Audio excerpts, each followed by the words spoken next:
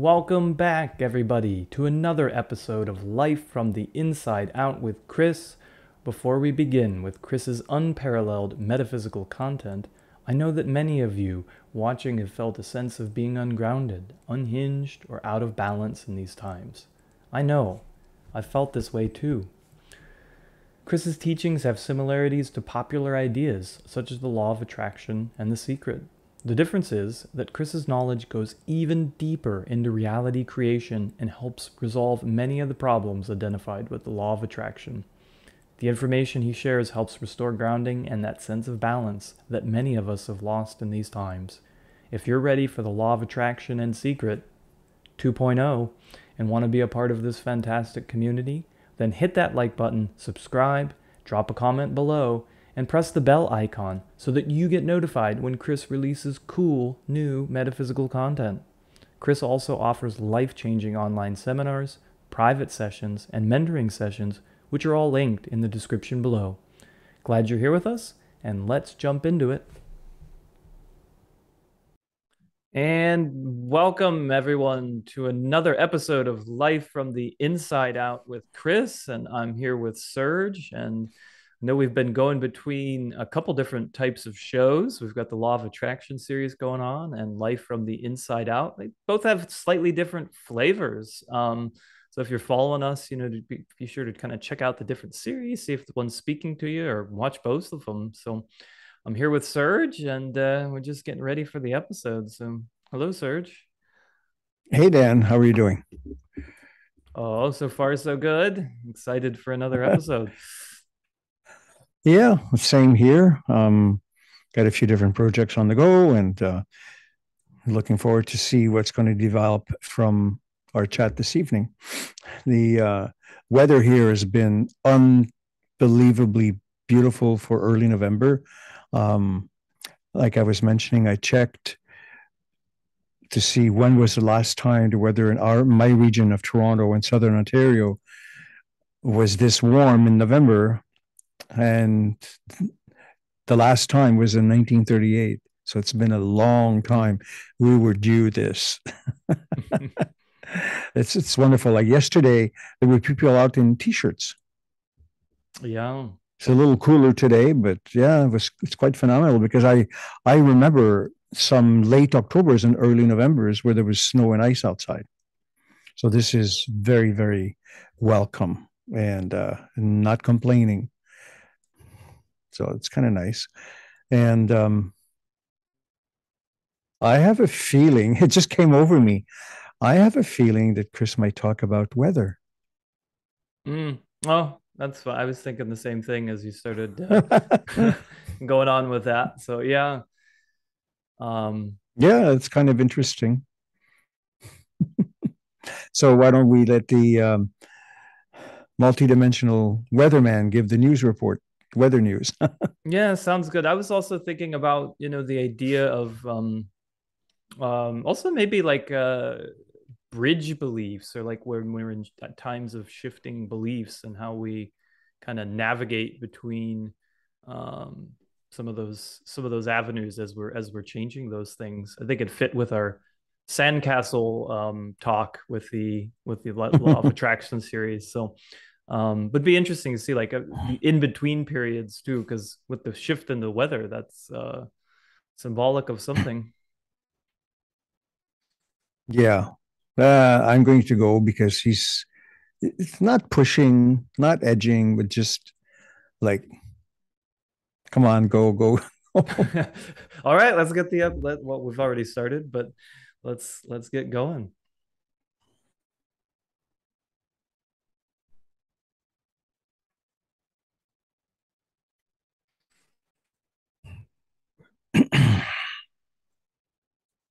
Now we trust that you are comfortable. Oh, very comfortable. Thank you, Kris. Indeed. And we thank you for your consideration. Oh, thank you too. And indeed, Joseph picked up the correct impression. Now, whether you speak about weather, and we hope you love the quirks of the English language, or life from the inside out.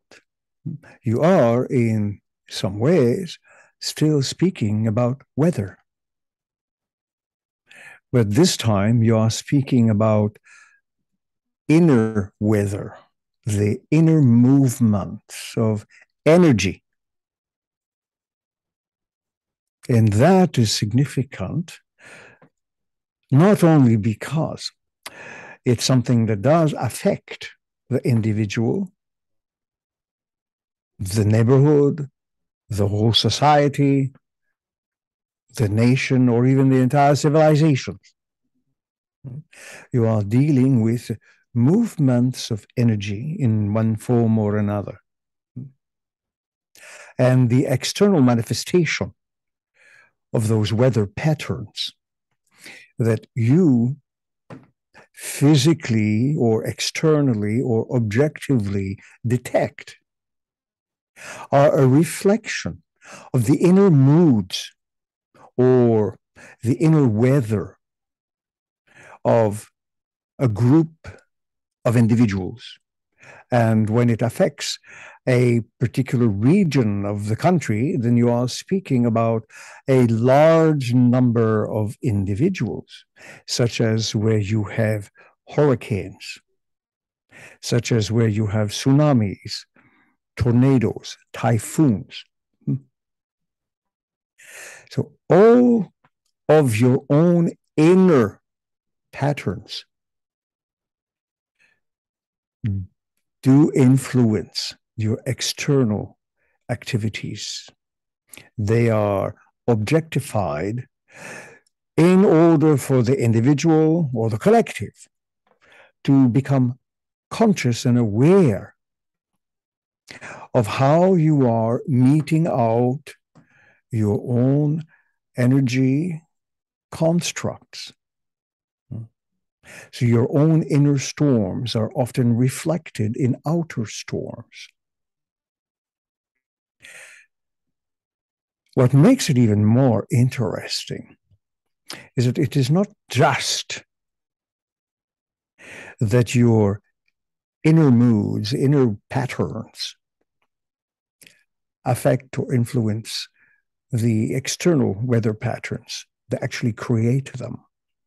These, the external manifestation of nature, does not exist independently from your perceptions and observations.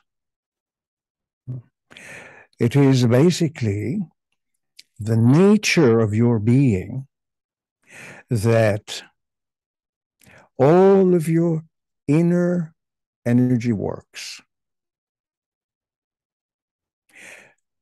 which could be construed as the manufacturing plant of your physical manifestation. So the moods, the emotions, the feeling tones, all of that energy that moves within you. And we should specify, we're not just talking about the you that you think you are when you look in the mirror, but the inner you is then objectified, physicalized, so that you are drawn to question the nature of your reality. Not the nature of reality, because it is not independent of your inner reality. So, for instance, we have suggested this little exercise in the past. Take a stroll, meander here and there in the neighborhood, a little walk, or perhaps you might venture into a neighboring area, perhaps one that you have not visited often, if at all, and sense. Some people can readily pick up the vibe in that particular area. Some may have to work a little harder at determining what the overall feeling tone or energy of a neighborhood is before they can detect it. Subconsciously, they would detect it very quickly. That is another thing altogether. But this particular exercise has an other side to it, one we have never necessarily mentioned before, and it is this. When you stroll through your neighborhood or another neighborhood, or wherever you happen to be strolling, we would like you to consider that your own feelings and emotional energy is actually creating everything that you observe: the houses, the street, the sidewalks, the cars, the electricity poles, the trees, the birds in the trees, the cat or the dog. Everything that you observe is a translation of your own greater emotional fields, not just the energy or the immediate feeling and emotion that you have, but this is on a greater scale, much deeper. It is literally displayed for your senses, because the observer creates that which is observed. So next time, for instance, that you are taking a stroll in your neighborhood, Daniel, notice, but notice from afar. Just slightly distance yourself and observe the sidewalks, the lawns, the trees, the shrubs, the flowers, the houses, cars, everything before you as a direct projection of your own larger emotional field of energy, because it is creating it at that moment. And in so many words, you then end up taking a stroll within the halls or corridors of your own psyche. And this is how that energy is projected at that particular plane of experience.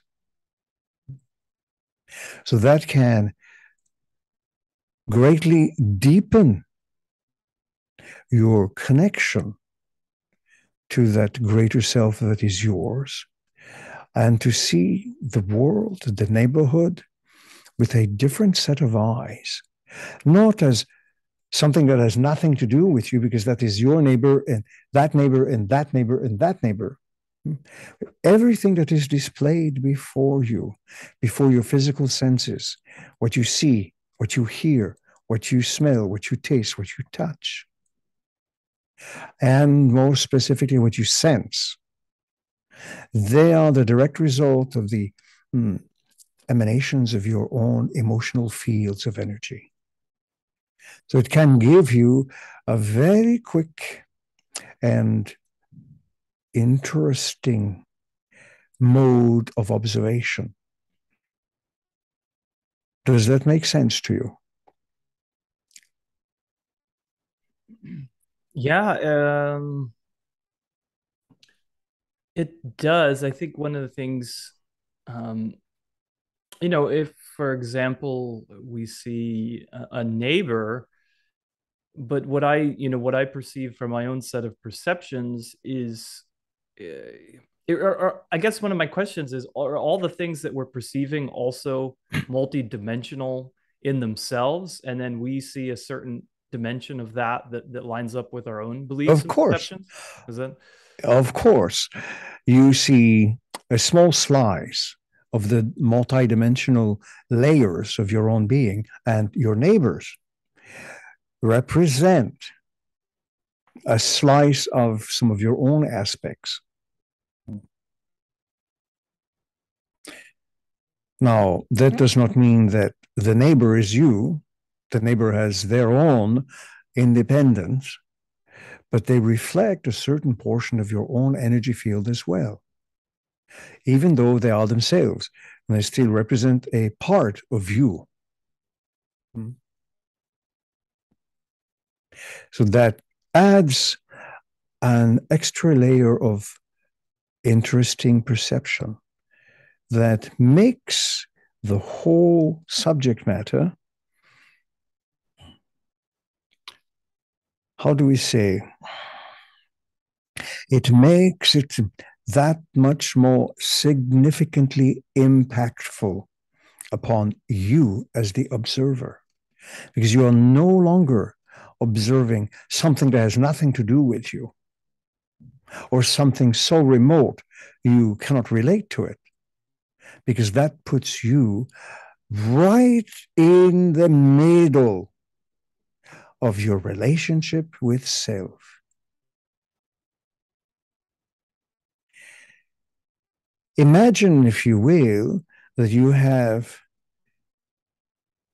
an unique type of telescope, a quantum field telescope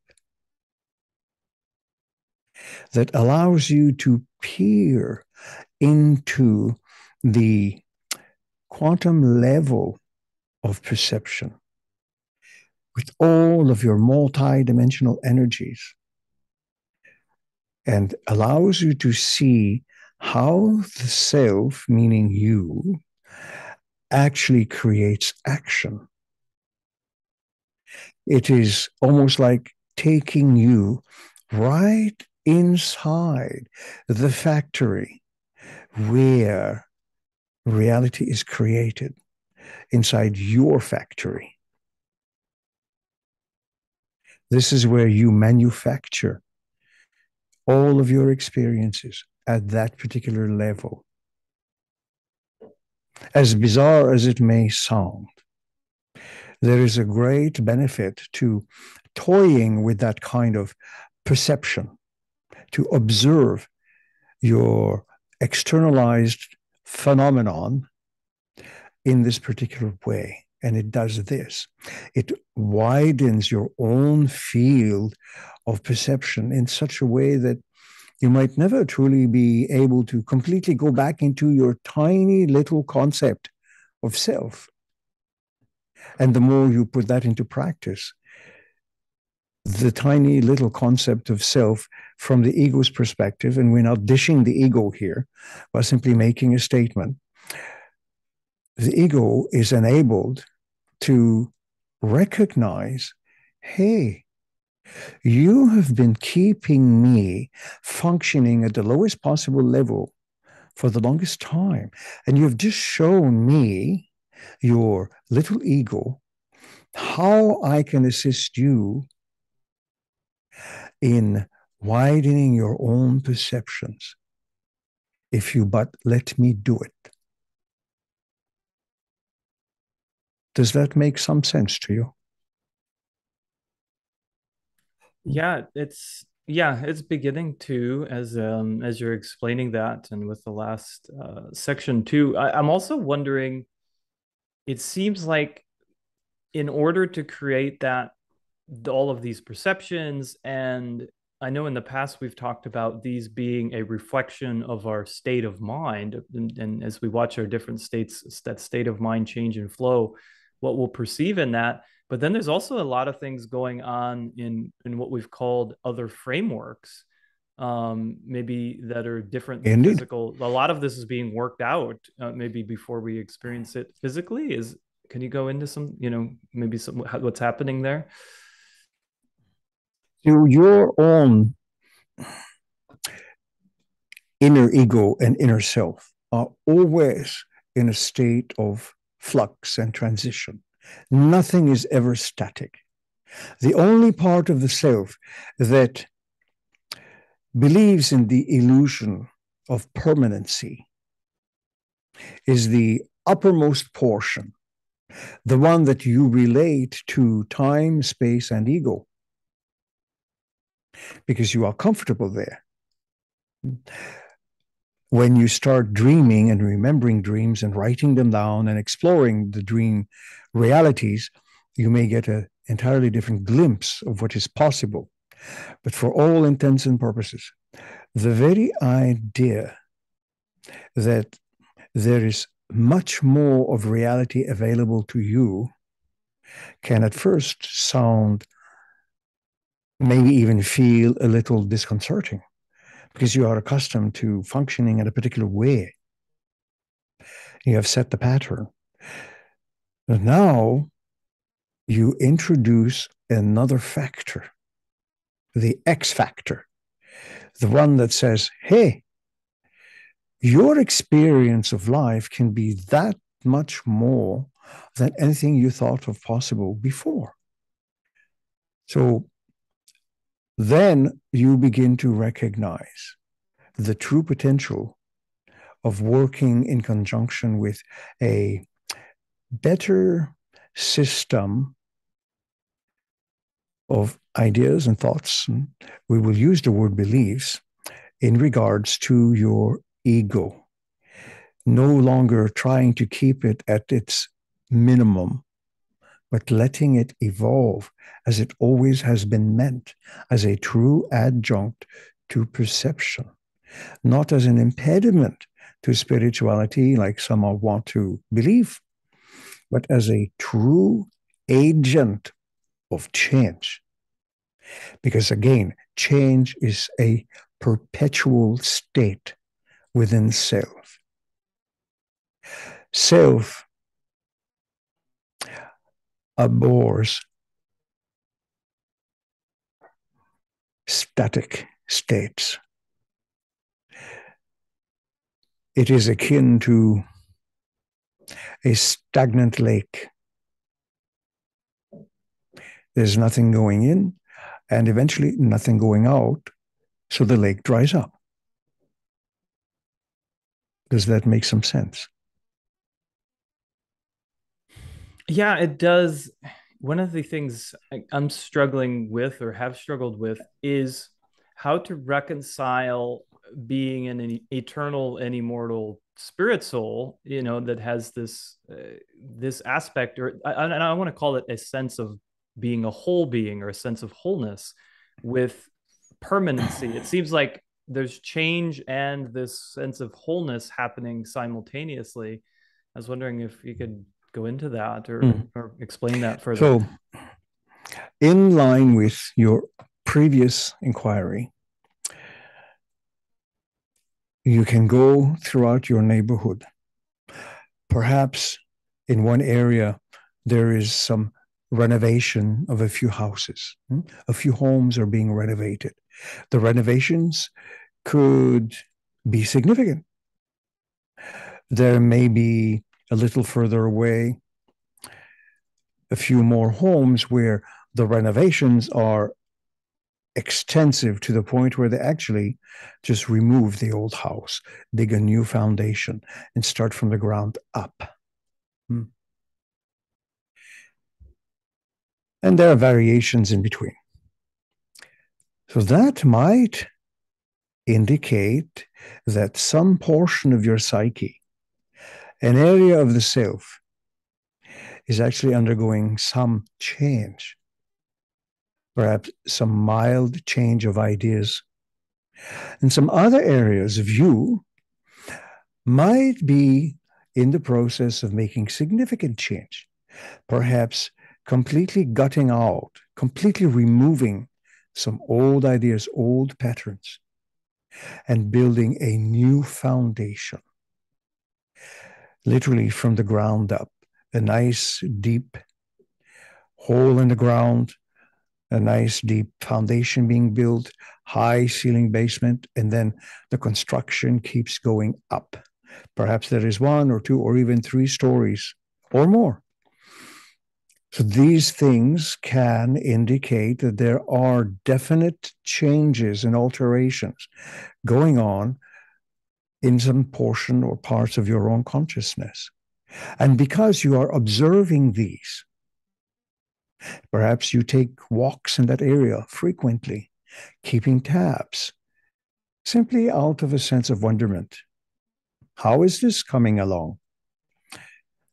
So these might be a little closer to you than some construction that is going on in Nairobi, thousands of miles from your own residence, which would mean nothing.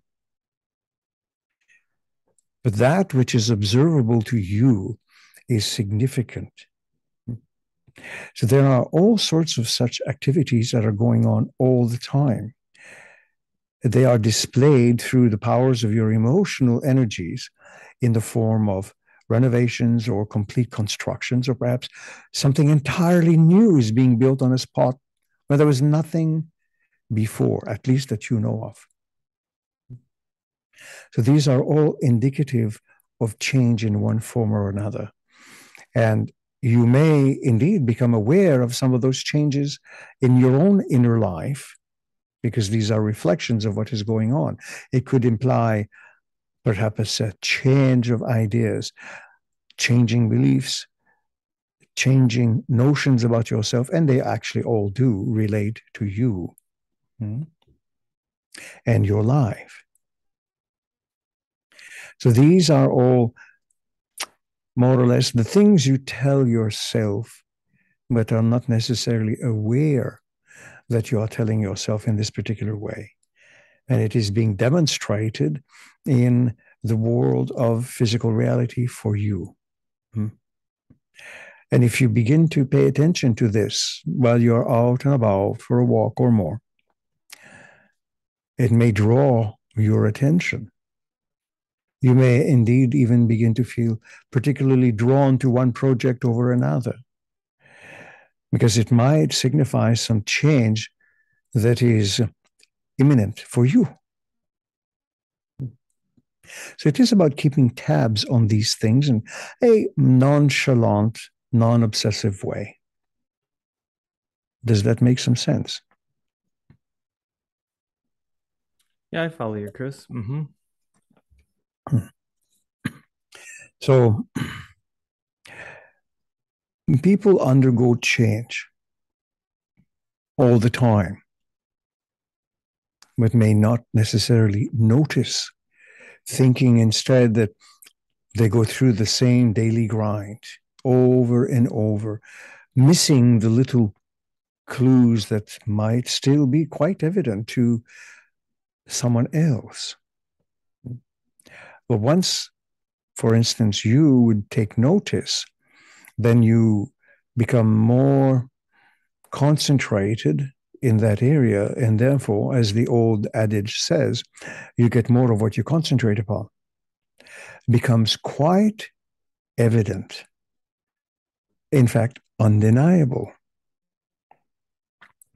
And the idea that change can frighten people, we understand, because you try to keep everything on an even keel. And change can sometimes represent a kind of threat to the status quo. But when the status quo itself becomes stale or stagnant, you will yourselves seek out a solution. Even if, shall we say, you go behind your own back to make the necessary changes that will influence your life in a more beneficial manner. And that is often a particular point of contention with people, because again, they prefer things to stay the same. They feel safe about that. But at the same time, what are you sacrificing for the sake of staying safe within a small area of your life? We trust that makes some sense to you. Yeah, I was thinking of a couple while you were talking. There's this saying, I think it's almost like a Taoist saying, in that you can't dip your toe into the same river twice, because the river's flowing around you. And then one of the Indeed. teachers even said, you can't dip your toe into the same river once, because as you're dipping it or you're perceiving it, it's also still kind of flowing around you in that moment. So I just kind of think that's interesting. And I think when I've meditated or mused on sayings like that, I realized that there is no same moment. It's not even possible. It's always Indeed. constantly flowing. The very idea of time as you experience it is in a way meant to try and give you that sense of continuity from the past to the present to the future. Under normal conditions, individuals get stuck in the past and ruminate or even worry about the future and forget that there is a present moment as if it is not that important. And yet, neither the past nor the future can exist outside the field of the present moment. It too is an illusion that there is a past that you need to worry about and that there is a future that you need to worry about. And you do nothing for the present moment, where unfortunately everything happens. Everything happens in the now. So you wear those particular kinds of blinders that blind you to the moment of the now, the experience you're in. The ideas we shared a few moments back concerning walking through the neighborhood, and that everything you see is a energetic projection of your emotional energy field, actually does put you square in the middle of the present moment. You cannot ruminate about the past, nor a non-existing future when you are right there in the present moment. Does that make sense to you? Mm-hmm. Sure does. Yeah, and I'm also thinking, right, at any moment, if we do think of a past or future, we're recreating it in that particular now moment. Um, it doesn't It can exist. be It no doesn't other exist out way. there. Yeah. It only exists within your particular field of perception. Once you remove yourself from that kind of perception, there is only the present moment. So, in so many words, why fight to the present moment? This is where all of your power comes together in the present moment. It is a unique singularity wherein spirit and flesh come together. And in that experience, all of your ideas take root and blossom. But the most important thing is that it is your ideas. So you manipulate energy to project it outwardly so that you can kind of take inventory, discover what you're creating. And again, to return to the idea of strolling through the neighborhood, you will definitely get a powerful sense that all of these houses, rows upon rows, blocks upon blocks, intersections, lawns, trees, houses, garages, cars, people, dog, cat, air, clouds, sky, moon, sun. These are all the results of your perceptions. So you are smack dab in the middle of yourself. Talk about a metaphysical experience. Everyone is looking for that unique contact point, that spark, that allows them to perceive self. Utilize the method we have just described, and you will definitely get a not just a drop, but a bucket of recognition upon that particular notion. Do you follow? Yeah, and I was just thinking we could use, I know we could use the principles of that walking exercise to begin then to look at any circumstance of our life as that inward reflection. So it could be a Bingo. jumping off point for that. Yeah. You can be at work and flick that switch and observe your work environment in exactly the same way. You could go shopping. You could go to the picnic or to the beach. Wherever you are, flick that switch and watch your energies shift in a way you've never experienced before. Many people think that in order to feel spiritual, they must concentrate on great beings of light without realizing that you are yourselves creating the light that you need to see. And you do that by transforming that emotional energy into the physical elements of your reality and the experiences thereof. It is literally right in your face.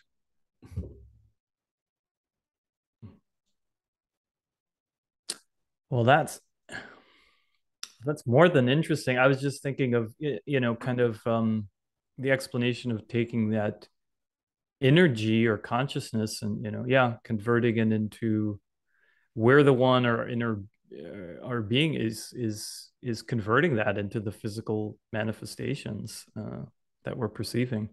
I was thinking And, like flipping the quanta or something like that. and in fact, this is not something new. Sages have talked about this in one form or another for thousands of years. But not only that, this is innate in your persona.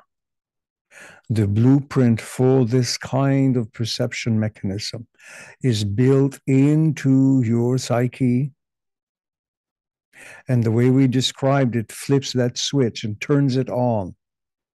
We do not like to utilize the word activates it because that is bantered around far too much in metaphysical conscious creation circles about activating or this and that. But we just want to convey that if you play with this kind of perception mechanism, which is innate to your nature, it exists before you did. This state existed before you were Daniel. It is, in fact, this state which enabled you to see, oh, in this continuum, I am energy perceived as Daniel. Do you follow? Yes, I do follow that. Mm,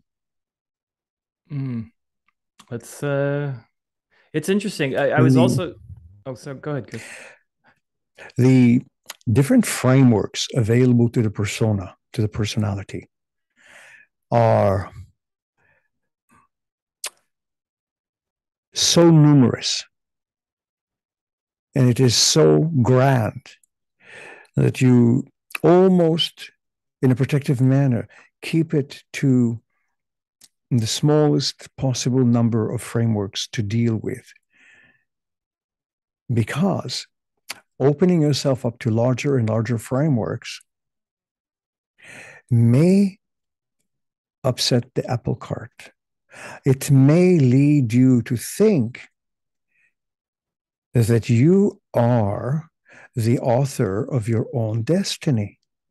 And not necessarily everyone is ready for that. Those who are will recognize it and act upon it. But there are others who are hesitant because they have been told all their lives that they are the victims of events, conditions, and circumstances, not the authors of events, conditions, and circumstances in their lives. So this usually leads to the understanding that you are something different. You are the creator of your conditions. You are the creator of your circumstance. You are the creator of your experience.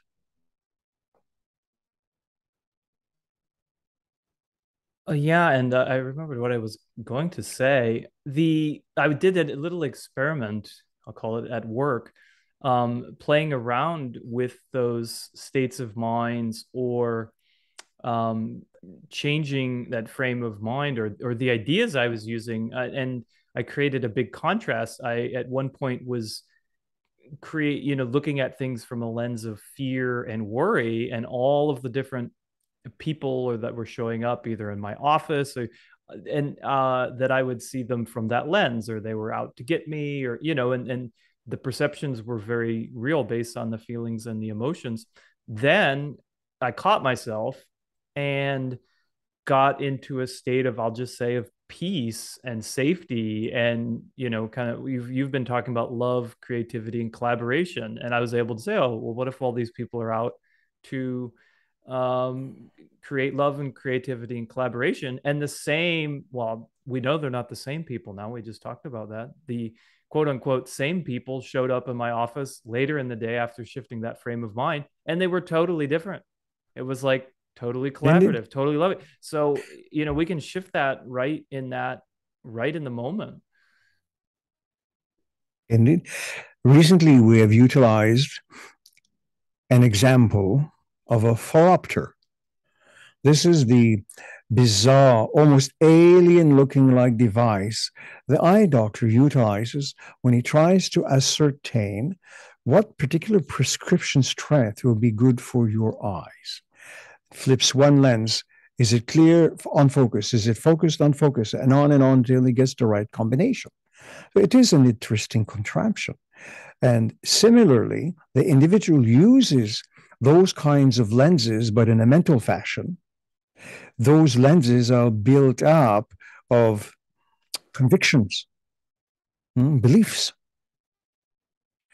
Now, someone may get so accustomed to the prescriptions of the lenses that to have another kind of lens replace it is a little disconcerting. But there are times when the prescription needs to be changed. And adjusting the lenses, meaning the methods of perceiving, which means the kinds of beliefs or the convictions that you utilize, sometimes need to be done away with because they become a crutch.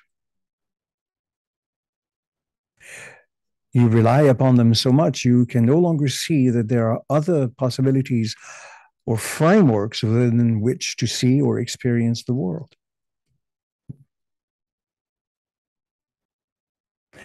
So we highly recommend a good metaphysical eye doctor. Change the prescriptions of the lenses through which you see and experience your reality if you want to change that reality.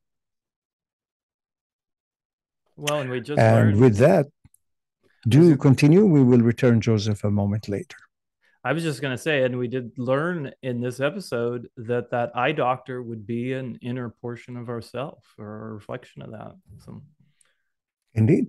yeah. And there are individuals who can assist, such as the mentoring sessions or program that we're offering, that can help you change those kinds of lenses through which you see yourself and your experience of self in your world.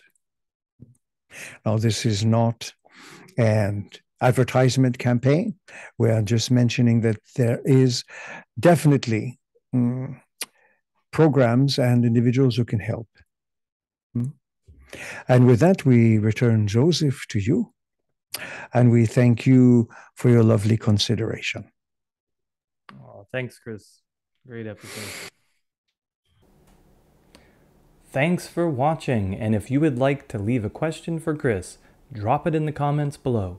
Myself, Serge, or someone from the Kris team will be checking and may use them to drive the discussion, put them in future episodes. So if you'd like to interact with the Kris community, feel free. Put your questions below, and we'd love to hear from you, and see you again next time.